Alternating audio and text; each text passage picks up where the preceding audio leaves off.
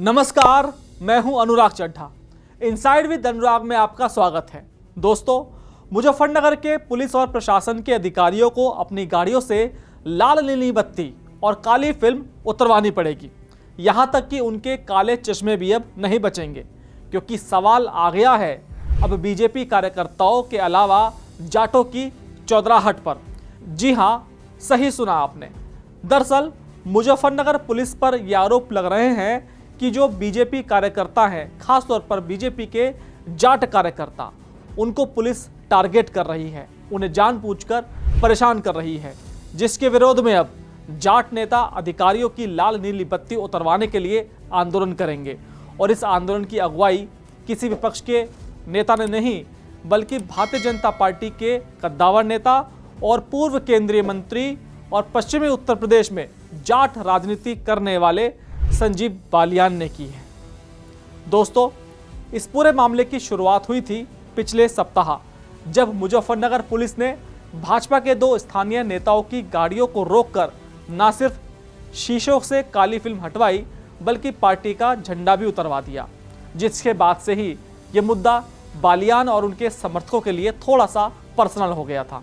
उनका मानना था कि ये जाट नेताओं का अपमान है। जिसके बाद कल यानी रविवार को बालियान ने मुजफ्फरनगर पुलिस और अधिकारियों पर पलटवार किया। बालियान ने अधिकारियों पर दोहरे मापदंड का आरोप लगाते हुए कहा कि जिस अधिकारी ने भाजपा नेता की गाड़ी सीज की है, उसकी अपनी गाड़ी पर भी काली फिल्म लगी थी। ऐसे में किसी दिन हम उनकी गाड़ियों से लाल बत्ती और झंडा उतरवाएंगे, यहाँ तक कि उनके चश्मे तक उतारने की कोशिश करेंगे। अब इस बयान के गहरे मायने समझिए। पश्चिमी उत्तर प्रदेश की राजनीति में जाट समुदाय हमेशा से एक डोमिनेंट फैक्टर रहा है। उनकी अपनी एक चौधराहट है, एक सामाजिक और राजनीतिक रसूख है। योगी आदित्यनाथ का शासन इस चौधराहट मॉडल की संस्कृति के ठीक उलट है। योगी का मॉडल स्टेट यानी कि शासन के इकबाल को सर्वोपरि मानता है, जहां किसी भी जाति या समुदाय का दबदबा स्वीकार बिल्कुल नहीं किया जाता। पुलिस द्वारा भाजपा के जाट नेताओं पर कार्रवाई को समुदाय ने कानून की कार्रवाई से ज्यादा जाटों की हनक को तोड़ने की कोशिश के रूप में देखा। बालियान ने इसी दुखती रग पर हाथ रख दिया। वो इस लड़ाई को नियम बनाम नेता से बदलकर प्रशासन बनाम बीजेपी जाट स्वाभिमान की लड़ाई बना रहे हैं। संजीव बालियान पश्चिमी यूपी के जाट समाज के जितने भी प्रभावशाली नेता हैं, उनमें से एक माने जाते हैं। 2024 के लोकसभा चुनाव में मुजफ्फरनगर से उनकी हार एक बहुत बड़ा झटका थी। इस हार के बाद उन पर अपने ही समाज से कटने और सत्ता के अहंकार में रहने के आरोप लगे थे। अब इस बयान के जरिए वे खुद को फिर से जाट समाज के एक ऐसे रक्षक के तौर पर स्थापित करने की कोशिश कर रहे हैं, जो अपने लोगों के सम्मान के लिए सिस्टम से भी टकरा सकता है। जब वे कहते हैं कि हम उतरवाएंगे, तो यह हम सिर्फ संजीव बालियान नहीं, बल्कि वह पूरे जाट समाज और भाजपा कार्यकर्ताओं की तरफ से बोलने का दावा कर रहे हैं। क्योंकि पश्चिमी उत्तर प्रदेश की राजनीति वर्चस्व की राजनीति है। यहाँ नेता का मतलब सिर्फ विधायक सांसद होना नहीं, बल्कि इलाके में उसका इकबाल चलना है। योगी सरकार के आने के बाद प्रशासन और पुलिस का इकबाल बहुत ज़्यादा बढ़ा है। वर्दी का रौब, स्थानीय नेताओं की भाईगिरी पर भारी पड़ा है।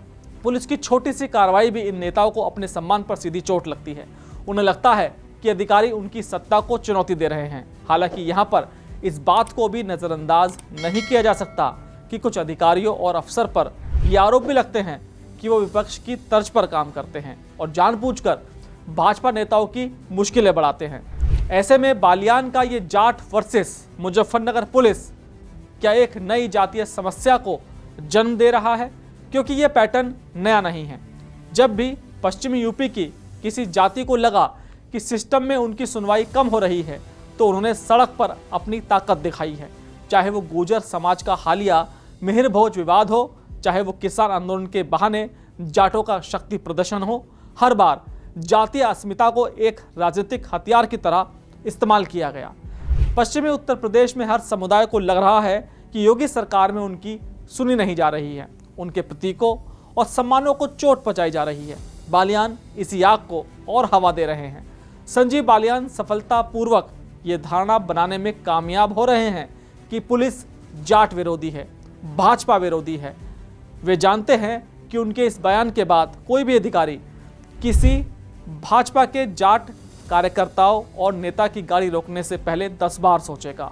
यहीं पर वे अपनी पहली जीत हासिल कर लेंगे। राजनीतिक गलियारों में चर्चा यह भी है कि यह पूरा विवाद सिर्फ पुलिस की कार्रवाई का नतीजा नहीं, बल्कि भाजपा की अंदरूनी खींचतान का भी प्रतिबिंब है। 2024 में हार के बाद से ही मुजफ्फरनगर में पार्टी के अंदर गुटबाजी बहुत चरम पर है। बालियान को लगता है कि उन्हें कमजोर करने की कोशिश की जा रही है और प्रशासन में मौजूद कुछ अधिकारी उनके विरोधी गुट को शह दे रहे हैं। ऐसे में पुलिस पर हमला करके वे एक तीर से कई निशाने साध रहे हैं। एक तरफ वे अपने समर्थकों को संदेश दे रहे हैं कि टाइगर अभी जिंदा है, दूसरी तरफ वे लखनऊ और दिल्ली में बैठे आलाकमान को ये भी बता रहे हैं कि मुजफ्फरनगर में उन्हें नज़रअंदाज बिल्कुल नहीं किया जा सकता। तो अब आगे क्या होगा? क्या संजीव बालियान सच में अपने समर्थकों के साथ सड़कों पर उतरकर अधिकारियों की गाड़ियों से बत्तियां और उनके झंडे उतारेंगे? अगर ऐसा होता है तो ये सीधे सीधे कानून व्यवस्था के लिए एक बहुत बड़ी चुनौती होगी। इस घटना का असर दूर तक जाएगा। ये भाजपा के भीतर अनुशासन पर भी सवाल खड़े करता है। साथ ही यह जाट समाज के मन में भी एक दुविधा पैदा करेगा। क्या वे अपने नेता के सम्मान की इस लड़ाई में खुद को अपनी लड़ाई मानेंगे या वे इसे एक नेता की निजी राजनीतिक महत्वाकांक्षा के तौर पर देखेंगे? मुजफ्फरनगर का ये विवाद एक काली फिल्म या गाड़ी के झंडे से बहुत बड़ा है। यह सत्ता के चरित्र, सामाजिक सम्मान की धारणा और कानून के राज के बीच एक महीन रेखा पर खड़ा हुआ है। ऐसे में संजीव बालियान ने एक ऐसा तीर चला दिया है जिसके निशाने पर पुलिस है, अपनी सरकार की साख भी है और पश्चिमी उत्तर प्रदेश के सामाजिक समीकरण भी। अब ऐसे में ये उनका बयान उनकी राजनीतिक वापसी का हथियार बनेगा या उनकी खुद की योगी सरकार के लिए एक नई मुसीबत खड़ी करेगा, ये तो वक्त ही बताएगा।